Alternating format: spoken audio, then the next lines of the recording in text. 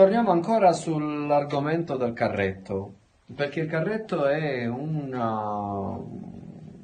tema veramente molto ampio.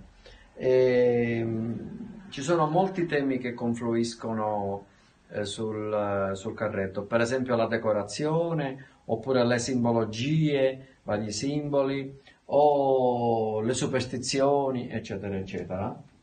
Infatti, nel carretto il portello posteriore, subito nei primi decenni della sua comparsa, è stato decorato con un motivo religioso. Perché? Perché si è scoperto già dai primi tempi che il carretto era in pericolo, era a rischio di furto, a rischio di incidente, eccetera, eccetera. Quindi l'elemento religioso dietro a protezione era importantissimo.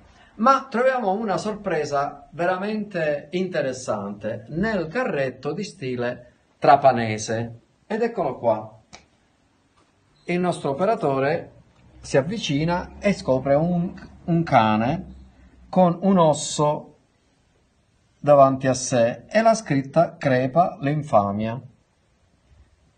Ecco, qui i temi della decorazione sono completamente sconvolti.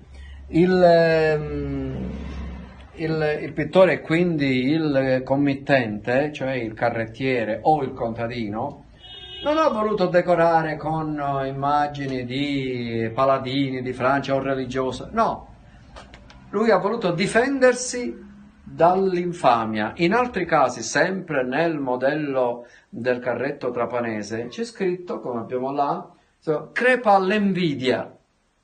Quindi il messaggio è molto più chiaro qua, ma è di tutt'altro stile antropologico. Qui è un messaggio diretto verso chi teoricamente poteva invidiare questo carrettiere o questo contadino, oppure verso chiunque potesse leggere questo messaggio man mano che il carretto passa per le strade o per le campagne.